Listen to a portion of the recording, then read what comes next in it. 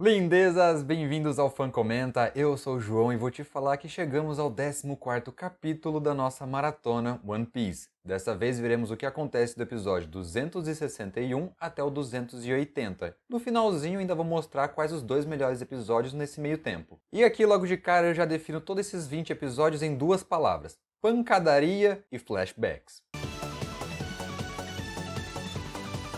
One Piece. Continuando a operação de resgate a Robin e ao Franky, finalmente os Chapéu de Palha, junto com a família Franky, finalmente conseguem chegar à ilha Enies Lobby, que é a sede da justiça, o tribunal do governo mundial. É nesse lugar onde os piratas são trazidos para serem julgados. Acontece que em toda a história desse lugar ninguém nunca foi inocentado. Aqui, o destino da galera se divide basicamente em dois: morte ou prisão perpétua. Então, se a Robin e o Franky não forem salvos logo, depois não vai ter mais o que ser resgatado. Só que nesse contexto a maior complicação é a vontade da Robin. O tempo todo ela fica dizendo ao Luffy e companhia que não é para eles irem atrás dela, que ela fez um acordo com o governo justamente para que eles ficassem salvos e ela pudesse ser levada no lugar deles. Isso tudo por causa de dois motivos. Primeiro, obviamente, salvar os seus amigos. E segundo, a Robin tem a vontade de morrer. E lindezas, não dá pra salvar quem não quer ser salvo. Complicou. Só que ela muda de ideia, mas vamos por partes. Os primeiros episódios são focados em invadir Enies Lobby. Enies Lobby. Essa ilha é subdividida em 3 partes e a Robin tá lá na terceira, a mais distante e a mais difícil de ser alcançada. E conforme eles vão passando de ilha em ilha, vai ficando mais difícil. Outra coisa que chama atenção nesse lugar é que ela meio que representa um fim de mundo. Trocentos e 500 milhões de anos atrás, as pessoas acreditavam que na linha do horizonte no oceano é onde a Terra acabava. Infelizmente, ainda hoje tem uma galera que acredita nisso. Eles são só um bando de bocós. Eles acreditavam que naquele local o mar caía, como uma espécie de cachoeira gigante à borda do fim do mundo. E nesse lugar é basicamente isso que acontece. Essas 3 ilhas estão cercadas por um mar que cai. Não sei se vamos chegar a ver o que tem no fundo. Se eles mostrarem, provavelmente é uma outra ilha. Se aqui a gente teve uma ilha para cima, Skypiea, por que não ter uma ilha para baixo? Pode acontecer, nesse anime aqui tudo é possível. Ele tem toda a razão. Mas o único jeito de descobrir a verdade é nos próximos episódios, isso se eles nos mostrarem. E voltando para a invasão, ela dura mais ou menos 14 dos 20 episódios. E tudo começa ainda a bordo do trem, o Rocketman, quando o Luffy e a família Franky bolam todo um plano, uma estratégia de ataque. O objetivo era avançar todos de uma vez. Um ataque concentrado. Mas o Luffy, sendo cabeça de borracha, cabeça de vento do jeito que ele é, ele concorda com o plano, só que não dá a mínima. Ele simplesmente estica os braços, pega aquele impulso que ele costuma fazer e avança e invade por conta própria. E começa a enfrentar um inimigo de cada vez. Aqui, somando todos os soldados das 3 ilhas, tem aproximadamente 10 mil soldados. Só que eles são todos muito fracos, 99% deles estão ali só para dar volume e falar que a situação está complicada.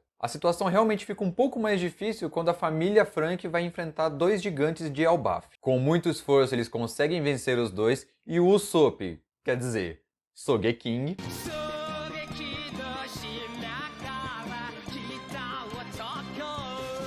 conta a história que ele teve com o Brog e o Dory lá em Little Garden, e dessa forma ele consegue convencer os 2 gigantes a se unirem à causa pirata. A pancadaria vai rolando, inimigos mais poderosos vão aparecendo, como por exemplo um esquadrão inteiro de cães de caça. Aqui o que eles chamam de jurados, que pelo que eu entendi também são piratas condenados, mas para poder diminuir a pena deles estão trabalhando aqui para os militares. E até mesmo o juiz Baskerville. O cara tem 3 cabeças, eu disse que nesse anime tudo é possível. E falando nesse nome aqui eu sou obrigado a indicar para vocês aí uma leitura rápida, O Cão dos Baskerville, uma aventura de Sherlock Holmes, fica a dica, vai lá que é legal. Tudo porque nesse episódio aqui tem uns cães e tem o juiz com esse nome.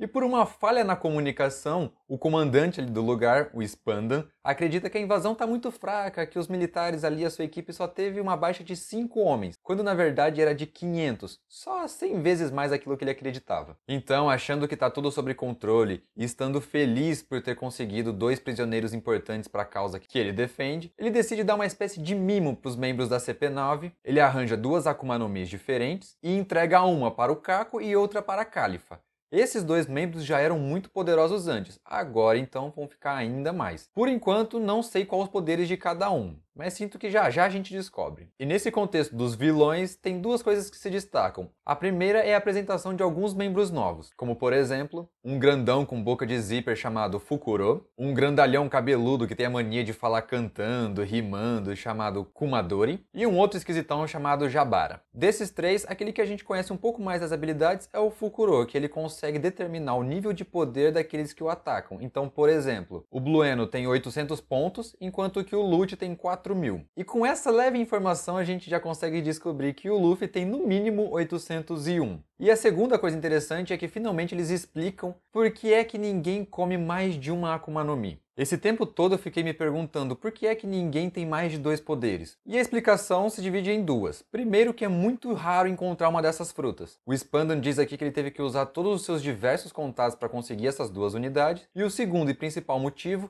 de forma resumida, é que o corpo humano não aguenta mais de uma fruta. Se alguém comer mais de uma, vai sentir o corpo sendo quebrado, estraçalhado ou até mesmo explodir. Ih, rapaz. Depois que um novo relatório chega até o comandante, ele percebe que a situação está muito mais complicada do que ele imaginava e pede para que o Blueno vá interferir, vá impedir o Luffy. Os dois brigam e aqui aconteceu um negocinho que eu só consigo me lembrar agora aqui escrevendo e falando para vocês de dois momentos, que é o surgimento do nada de poderes. Geralmente uma nova habilidade em animes shonen surge basicamente assim em três contextos, de forma geral. Primeiro, através de aprendizado. Alguém ensina uma nova técnica ao protagonista e ele vai treinando para aperfeiçoar. Um segundo motivo é que dentro dele existe uma espécie de maldição ou então algum demônio, e essa coisa dentro do personagem vai liberando aos poucos o poder que a coisa tem. Então, sei lá, o demônio empresta 10% do poder dele pro protagonista e assim em diante. E a terceira forma mais comum são as emoções. Medo, raiva, ódio, chegar muito perto da morte. O mais comum nesse contexto é quando o protagonista vê o vilão machucando alguém que ele ama. Aí ele despiroca e bate em todo mundo, despertando assim uma nova técnica. É verdade. Aqui, no Luffy contra o Blueno, não foi bem assim. Luffy simplesmente diz que depois de encontrar o Aokiji, ele precisava ficar mais forte e por isso ele treinou uma nova habilidade e esse treino em nenhum momento foi mostrado, ele simplesmente jogou na nossa cara que foi isso que aconteceu. A última vez que eu vi isso aqui foi há muito tempo, quando o Goku se transforma em Super Saiyajin 3. Ele passa 72.000 episódios gritando, derruba as torres gêmeas.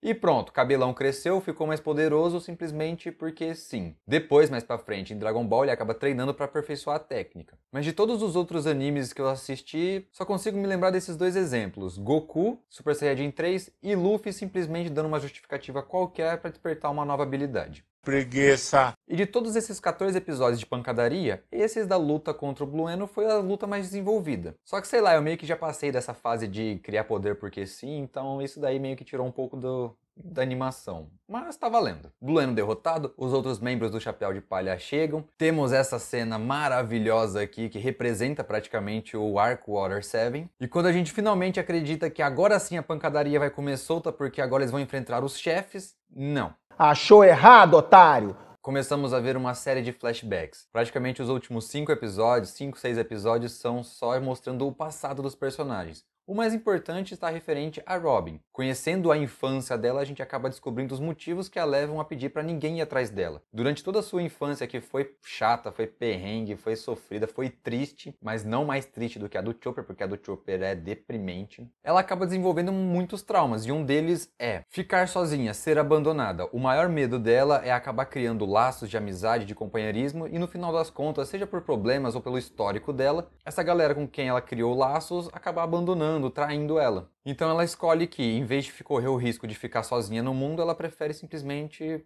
morrer. O Monk faz um belo de um discurso, a convence a querer ficar viva e fazer parte da sua tripulação, e então ela finalmente pede ajuda. Ela pede para ser salva, pede para ser levada para o mar junto com eles, e aí sim, cada um dos personagens ali, mesmo aquele que mais desconfiava dela, que era o Zoro, se sentem mais motivados para poder salvá-la. E é nesse contexto de flashbacks que a nossa maratona chega ao fim. O episódio 280 termina com a gente relembrando os momentos do Zoro, o seu passado, o seu encontro com o Luffy, e a mesma coisa com o Usopp. E pelo que eu já vi vai ter mais uns 2, 3 episódios mostrando de cada um. Sanji, Nami, Chopper e por aí vai. Mas antes de comentar os 2 melhores episódios, um pouquinho mais da história da Robin. Ela ser arqueóloga, mostrar a sua paixão, seu interesse pela história, foi o que motivou ela a ser perseguida desde os 8 anos de idade. Já tão nova, ela acaba adquirindo conhecimento o suficiente para conseguir traduzir os poneglyphs. Esses cubos, pelo que foi mostrado aqui de forma bem rasa, contêm a história do chamado Século Branco. E pelo que foi mostrado aqui, foi praticamente a história de ascensão do atual governo mundial. Pelo que eu entendi foi o seguinte, no ano 1, por exemplo, o atual governo tentou se impor como algo que fosse dominar todo o mundo de One Piece, os 4 mares e também a Grand Line, só que ele passou os outros 98 anos lutando contra uma espécie de rebeldes, alguém que não queria esse tipo de imposição. E no 100º e último ano eles conseguem sim se superar, conseguem vencer, e a partir de então os responsáveis se proclamam como o governo mundial, impondo as suas leis, as suas vontades, e criaram uma lei dizendo que todo mundo que tivesse algum tipo de conhecimento, que pudesse traduzir ou até mesmo que comentasse sobre o poneglypho e esse século de ouro, estaria cometendo um crime. Com certeza o buraco é muito mais embaixo. Eles não querem que as pessoas saibam da verdadeira história do governo mundial. E utilizar como desculpa o fato de que nesses poneglyphos contém lá o segredo de uma arma totalmente capaz de destruir o mundo inteiro é muito mais fácil de ser justificado. Ah, mesmo que você tenha as melhores intenções traduzindo e pesquisando tudo o que está escrito nesses poneglyphos, se essa pesquisa cair nas mãos erradas vai ser um perigo, desculpinha qualquer para tentar esconder toda a falcatrua que eles causaram naquele século branco. Minha teoria. Não sei. Então é por isso que ela é caçada desde os 8 anos, porque foi desde essa idade que os militares tiveram conhecimento de que ela já era capaz de conseguir traduzir toda a história do século branco. Achei um contexto muito legal e espero que isso seja muito mais desenvolvido até o episódio 1000, que o episódio já chegou. E agora sim os 2 melhores episódios dentro desses 20. O primeiro, que vai lá do 261 até o 270, eu escolho o 267. Porque conseguiram achar um jeito tão simples e fácil de me fazer dar uma gargalhada que foi sensacional. O Zoro simplesmente dá um jeito de fazer um trem, rampar em um portão e com isso praticamente alcançar voo. Todo mundo fica desesperado e perguntam pra ele se ele tinha um plano. Ele bate no peito e diz: confia na sorte. Cara, esse meio tempo que ele teve ali de falar confia, ver a expressão de esperança no rosto da galera e depois ele quebrando com essa palavra sorte, foi sensacional, foi muito bom. Já o segundo melhor episódio, que vai do 271 até o 280, escolho o 273, que foi basicamente a luta Luffy versus Blueno, no qual a gente descobre a segunda marcha ativada, o poder novo do Luffy, que faz ele meio que aquecer o seu corpo e com isso ficar muito mais rápido. E como eu disse, a luta em si é a mais elaborada de todos os episódios, só teve aquele negocinho mais chato, mas não atrapalha a experiência, por isso que ele tá aqui. E com isso terminamos o 14º capítulo da nossa maratona One Piece. O que você aí achou desses comentários? Gostou da escolha desses 2 melhores episódios? Gosta desse contexto do porquê que eles estão proibindo a pesquisa do poneglyph? Deixe aí nos comentários, me fala a sua opinião, bora trocar uma ideia. Depois dá o like no vídeo, se inscreva no canal e ative o sininho para continuar acompanhando mais conteúdo feito de fã para fã. Valeu pela atenção e até o próximo comentário. Tchau!